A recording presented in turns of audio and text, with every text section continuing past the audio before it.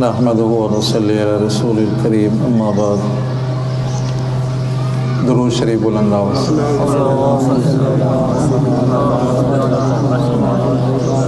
اللهم صل على محمد وعلى آل محمد كما صليت على إبراهيم وعلى آل إبراهيم اللهم بارك على محمد وعلى آل محمد كما باركت على إبراهيم وعلى آل إبراهيم إنك حميد مجيد. حدیث مبارکہ جو سنتے ہیں ان کے لیے خوشخبری، جو درس میں بیٹھتے ہیں ان کے لیے خوشخبری. آپ صلی اللہ علیہ وسلم نے فرمایا نظر اللہ عمران سمع مقالتی فحفظها ووعاها واداها كما قال النبی صلی اللہ علیہ وسلم. خوش خرم رہے، تر و تازہ رہے وہ بندہ جو میری گفتار کو یاد کرتا ہے، محفوظ کرتا ہے، دوسروں تک پہنچاتا ہے. آپ صلی اللہ علیہ وسلم نے دعا دے دی ہے ایسے شخص کو جو آپ صلی اللہ علیہ وسلم کی حدیث مبارک کو یاد کرتا ہے.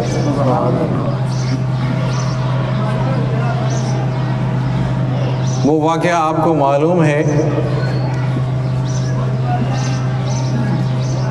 ایک صحابی جس کو حدیث تو معلوم تھی کہ آپ صلی اللہ علیہ وسلم کی حدیث مبارکہ ہے، لیکن براہ راست سننے کے لیے سفر کرتا ہے. اس صحابی سے ڈائریکٹ سننے کے لیے حدیث معلوم ہے، توجہ کریں، حدیث معلوم ہے، اس صحابی سے ڈائریکٹ حدیث لینے کے لیے سفر کرتا ہے، مدینے سے سفر کرتا ہے، شام کے شہر دمشق تک پہنچتا ہے ایک حدیث کے لیے.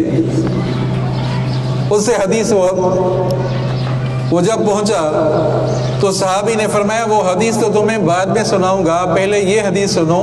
آپ صلی اللہ علیہ وسلم نے فرمایا جو حدیث کے لیے سفر کرتا ہے، علم حاصل کرنے کے لیے سفر کرتا ہے، اللہ تبارک و تعالی جنت کا راستہ آسان کر دیتے ہیں. وہ حدیث تو میں بعد میں سناؤں گا، جس کے لیے آپ آئے ہو پہلے یہ حدیث سنو. تو حدیث اس صحابی کو معلوم تھی، ڈائریکٹ سننے کے لیے اسے پہنچتے ہیں. ایک اور واقعہ ہے، حضرت ابو ایوب انصاری رضی اللہ تعالیٰ عنہ، وہ اور حضرت عقبہ بن عامر رضی اللہ تعالیٰ عنہ، آپ صلی اللہ علیہ وسلم نے ایک حدیث بیان فرمائی. وہ حدیث کیا ہے سمجھا دیں؟ وہ حدیث یہ ہے کہ آپ صلی اللہ علیہ وسلم نے فرمایا جو کسی کا عیب چھپاتا ہے اللہ تبارک و تعالیٰ دنیا اور آخرت میں اس کے عیب چھپاتے ہیں. جو کسی کی ضرورت پوری کرتا ہے اللہ تعالیٰ اس کی ضرورت پوری کرتا ہے. یہ حدیث تھی، اور اس حدیث میں اس کو شک شبہ تھا. حضرت ابو ایوب انصاری حدیث میں شک شبہ تھا، یا الفاظ زیادہ ہیں یا کم ہیں. اس حدیث سے وہ حدیث سننے کے لیے حضرت عقبہ بن عامر کے پاس پہنچے. حضرت عقبہ بن عامر مصر کے گورنر ہیں. جب آپ توجہ کریں، جب آپ صلی اللہ علیہ وسلم نے یہ حدیث بیان فرمائی تھی، وہ یہ دونوں دو صحابی تھے، حضرت ابو ایوب انصاری، حضرت عقبہ بن عامر رضی اللہ عنہ، اور کوئی موجود نہیں تھا. حضرت ابو ایوب انصاری کو اس میں شک شبہ ہوا کہ الفاظ یہ جو میں بیان کرتا ہوں یہ ہیں یا کچھ زیادہ ہیں یا کچھ کم ہیں. اس سے تصدیق کے لیے مدینے سے مصر کا سفر کرتا ہے. اس سے حدیث تصدیق کے لیے آیا یہی الفاظ ہیں. حضرت ابو ایوب انصاری سفر کرتے ہیں، سمجھے، مصر کا سفر کرتے ہیں. حضرت عقبہ بن عامر سے ملے، حضرت عقبہ بن عامر سے ملاقات ہوئی. حضرت عقبہ بس واپس ہوئے. حضرت عقبہ بن عامر اس کے پیچھے لگے ہوئے، بھائی کہاں بیٹھو، کھانا کھاؤ، پانی پیو. کہ نہیں کچھ بھی نہیں. میں کہتا ہوں یہ جو پورا سفر جو کر رہا ہوں، یہ جو سفر پورا حدیث کے لیے ہو جائے. اللہ اکبر. اتنی تڑپ تھی عزیزو، ایک حدیث لینے کے لیے کتنا سفر کر رہے ہیں. اور وہ واقعہ بھی آپ کو معلوم ہے، جو حضرت عمر فاروق رضی اللہ عنہ کی خدمت میں ایک شخص آیا، پوچھا کہاں سے آئے ہو؟ کہا شام سے آیا ہوں۔ بھئی کس وجہ سے آئے ہو؟ کیا کام ہے؟ کہ حضرت آپ صلی اللہ علیہ وسلم نے آپ کو جو اتحیات سکھایا تھا وہ سیکھنے کے لیے آیا ہوں۔ اندازہ تو کریں، بیان کرنا آسان ہے عزیزو، اس کی گہرائی میں جانا، ایک مسئلہ سیکھنے کے لیے شام کا سفر کرتے ہیں، شام سے نکلتے ہیں، مدینہ آتے ہیں ایک مسئلہ سیکھنے کے لیے، اتحیات سیکھنے کے لیے۔ کہا یہاں کوئی رشتہ دار ہیں، یہاں کوئی کام ہے؟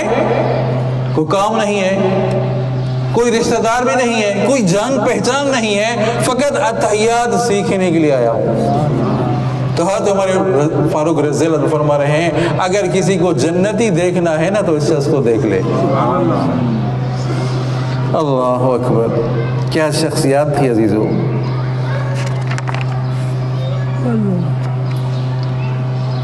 جہاں بھی اللہ کا قرآن پڑھا جاتا ہے اور حدیث پڑھی جاتی ہے، جہاں ذکر اذکار ہوتا ہے تو اللہ تبارک و تعالیٰ کے فرشتے نازل ہوتے ہیں۔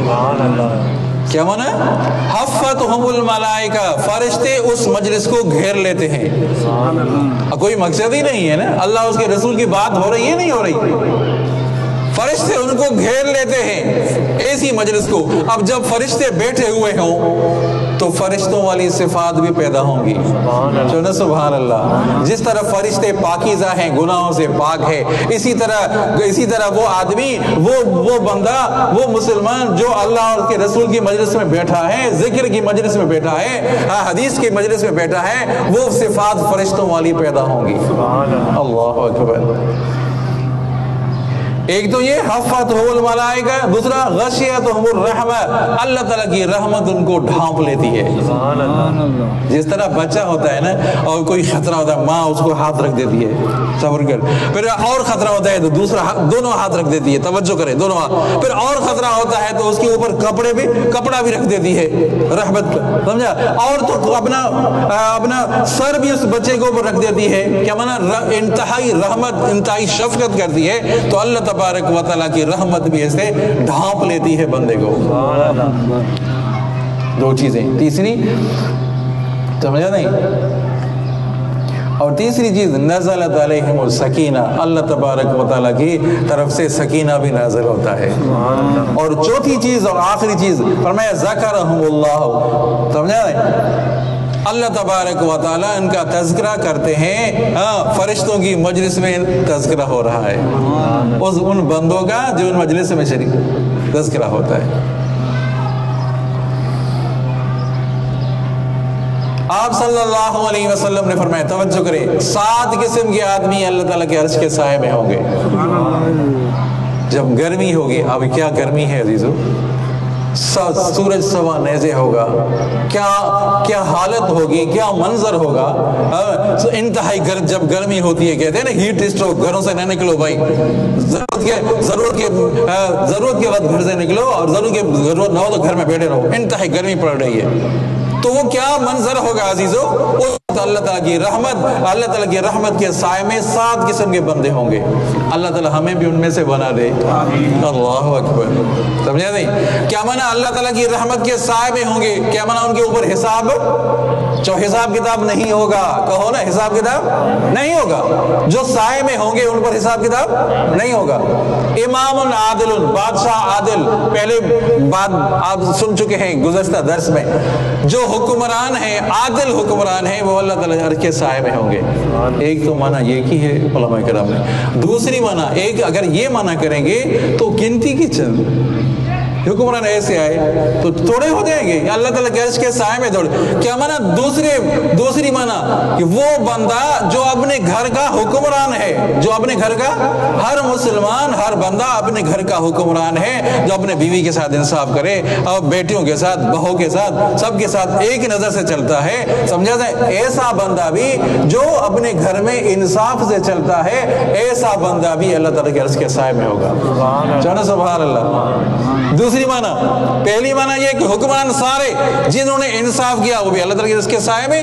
دوسری معنی، جو بندہ انصاف سے چلتا ہے اور جو انصاف سے نہیں چلتا، 2 بیویاں ہیں، ایک بیوی سے کے ساتھ بات ہو رہی ہے، دوسری سے بات نہیں ہو رہی، ایک بیٹے کے ساتھ اپنے پیار گود میں بیٹھایا ہوا ہے، دوسرے بیٹے کو توجہ نہیں، ایک بیٹے کو خرچہ دے رہا ہے، دوسرے کو نہیں دے رہا۔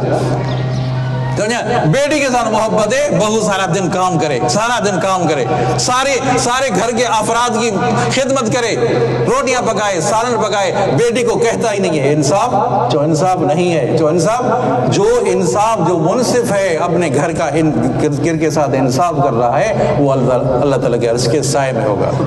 تیسری معنی بھی علماء کرام نے کی ہے، اللہ تعالیٰ ان کے قبروں پہ رحمت نازل فرمایا کہ وہ جو بندہ ہے 5-6 فٹ کا بندہ، سمجھا، یہ بھی اپنے جسم کا حکمران ہے، جو نا سبحان اللہ، یہ بھی اپنے جسم کا حکمران ہے۔ آنکھوں سے غلط نگاہ نہ کرے، اپنی نظروں کی حفاظت کرے، سمجھا نہیں، اپنے پیٹ کی حفاظت کرے، حرام اور سود کا مال داخل نہ کرے، ان پاؤں سے غلط کام کی طرف نہ جائے، سمجھا، یہ بھی اپنے گویا کہ اپنے جسم کا حکمران ہے۔